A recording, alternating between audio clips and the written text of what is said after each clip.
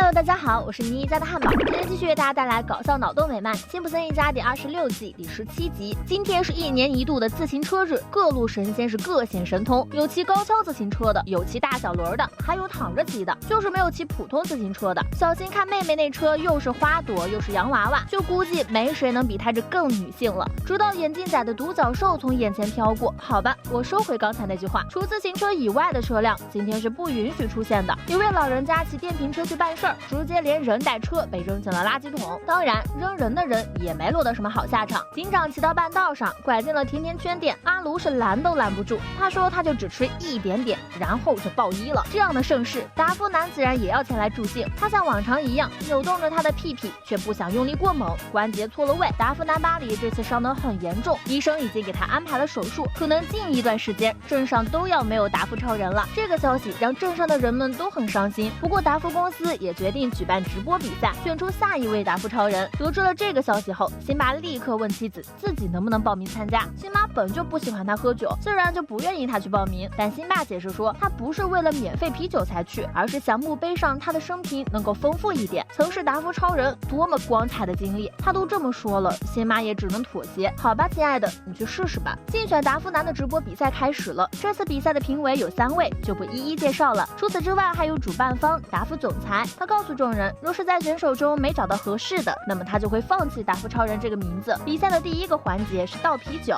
辛巴不愧是个资深酒鬼，泡沫的高度都能和辛巴的头发比肩了。然后是考察谁能发出达夫超人的经典声音，各个职业各种声线是应有尽有，但都没 get 到达夫男那话的精髓。轮到辛巴，他那浑厚的声音再加上那动作，简直就是达夫男的再版，一下子就获得了评委观众的认可。在经过几轮的淘汰赛之后，场上就只剩下了辛巴和12号。在宣布结果之前，巴里还为他们送上了祝福。主持人问辛巴达夫对于他的意义，辛巴满怀感恩地回答道，没有达夫就没有我那3个美丽的孩子。说话间，评委们已经商议出了结果。看完结果后，主持人先向辛巴道了喜，说他的话很感人，所以恭喜他荣获第2名。第1名嘛，就是那位出镜率不高的12号。不料这时老总突然发现这位参赛者身上纹着达夫竞争对手的纹身，当即收回了刚才的结果。再看辛巴后背的纹身，写着我为玛给疯狂，典型一妻奴。到头来还是让辛巴捡了个大便宜。在达夫花园里，金黄的麦子酿成香醇的啤酒，巨龙守护的不是金银珠宝，而是成山的达夫啤酒。在山洞的深处，曾经的达夫男已成为历史，如今是辛巴继任，成为了王国的主人。辛巴看完这个宣传片后，禁不住觉得实在过于浮夸，但他的意见不重要，老总说行就行。然后辛巴就扶住酒桶宣了誓，夜幕降临，我守卫达夫的使命由此开始，我将至死方休，不再娶，不买房，不生子，不为任何其他啤酒代言。好家伙，这宣誓比给上帝的祈祷还虔诚。我将倾尽所有，至死不渝。接着老总就带全家人了解了下企业文化。首先是达夫的广告，这内容极其夸张，动物喝了都能甘愿去死，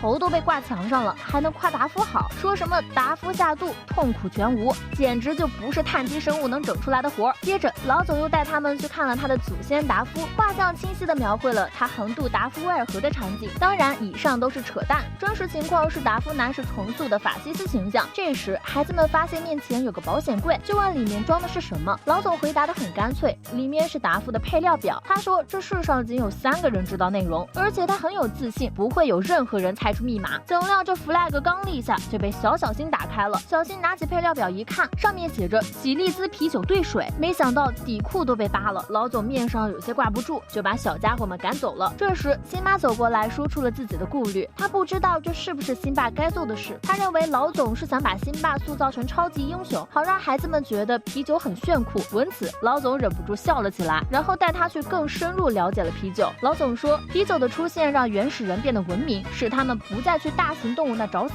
他还说他们的啤酒帮人们在婚礼上助兴，享受好看的比赛，减轻失去挚爱的痛苦，这就是你丈夫会继承的传统。这番话说的辛巴都想喝啤酒了。接着老总又找到了辛巴，他让医师在他胳膊里注射了一块芯片，这是防止他喝酒的，哪怕一点点都能被检测出来。达夫超人是不能喝酒的，因为当他是达夫男的时候，他就是在工作。你不会喝得醉醺醺的去核电站吧？这个问题就有点尴尬了。辛巴啊巴巴良久都没吐出一句话，还是辛妈走过来为他打了圆场。毕竟她本来就不喜欢丈夫日夜酗酒，我丈夫不喝酒一点问题都没有，他想当达夫超人只是想被人尊尊敬和爱戴。任辛巴说的天花乱坠，辛巴现在是想死的心都有了。直到他听到这跟醉不醉无关，而是要有所成就，辛巴突然觉得妻子说的很对，他应该开心清醒的活着，因为很少有人能够做到。如此说来，就没什么好担心的啦。老总端起啤酒和辛巴庆祝起来，不管辛巴刚才说的是如何豪情万丈，结果转头就舔走了妻子脸上的浮沫，然后就遭受了芯片的惩罚。去老谋子酒吧，辛巴也只能喝水，他忍不住向朋友们抱怨芯片的事。莱尼就提议可以让老谋子用螺丝刀拔出来，不想却遭到了老谋子的拒绝，因为帮他的话，达夫就会撤走酒吧的霓虹灯。要知道，这可是这里唯一的光源。辛巴一人得道，鸡犬升天，家里多了很多达夫的周边，孩子们玩剃须炮玩得不亦乐乎。辛妈想让兄妹俩稍微收敛点，辛巴却说没人会被这炮射死，然后小心就射中了莫德的照片。这反复鞭尸把弗兰德直接看懵了。成为达夫超人后，辛巴还成了开业典礼的主角，向众人安利就喝达夫。在这热烈的欢呼声中，辛巴心中升起了从未有过的自豪，他已经能想象到自己讣告是什么样的了，那生平简直不要太哇塞。除了开业典礼，高尔夫比赛他也是焦点，是开启瓶盖的时候了。只见他球杆一挥，精准开盖。这么说来，辛巴拍的广告还真不少，保龄球中的达夫，太空中的达夫，达夫全都是达夫。在这些广告的席卷下，达夫啤酒的销售业绩也是蹭往上涨。看来男人都喜欢从不如自己的人那里买酒，就这怎么花了100多年才弄明白。辛巴现在出息了，还能带着老婆坐飞艇游玩，而且艇长的儿子还是辛巴的粉丝，那不是他想往哪飞就往哪飞。于是他就说去到处转转。随着飞艇升上空中，艇长让辛巴看看由他和达夫啤酒共同打下的江山。这不看还好，一看把辛巴吓了一跳。只见地上到处是醉酒的流浪汉，河里到处漂浮着酒瓶，老谋子还在使劲灌酒，眼见被人偷窥了，直接用枪崩了他的望远镜。辛巴从来不知道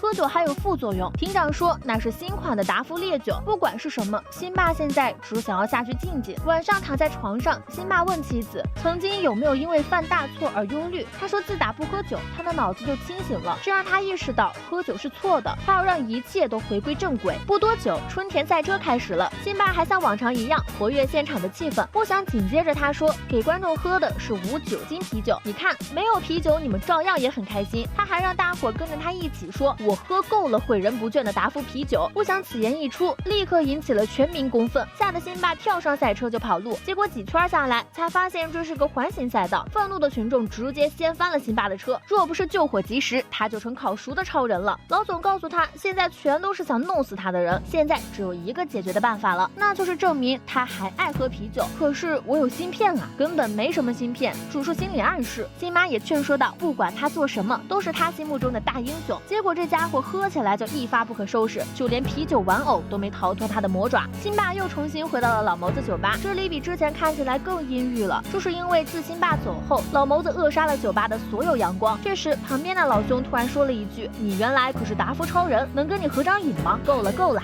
这就够了。辛巴终于拥有了梦寐以求的辉煌的曾经。再说巴里退休之后就去了咖啡店工作，感觉整个人都失去了激情。这时达夫老总找到了他，邀请他继续回去当达夫超人。一开始巴里是拒绝的，表示自己已经没有了世俗的愿望。然而当老总说到美女环伺收完机接送的时候，这家伙的脸上出现了裂痕，他终于不装了，摊牌了，撕下他的员工衬衫，露出了达夫超人的那身装扮。我们走，姑娘们。一罐啤酒2种性质，在老总的口中，它是百利无害的生活调味剂，是不少人的快乐源泉；而在辛巴的眼中，则是害人不浅的致命毒药。其实他们所看到的皆非全貌，又或者说，他们都看到了其中的一部分。既然如此，或许真的只有辛巴的退出，才能满足所有人的心愿吧。群众不再那么狂热，辛巴不再那么内疚，而巴里可以如愿以偿继续工作，老总也可以继续赚钱。或许这就是以不变应万变吧。本期视频就到这里了，喜欢的小伙伴别忘了点赞、评论、加关注，咱们下期再见，拜拜。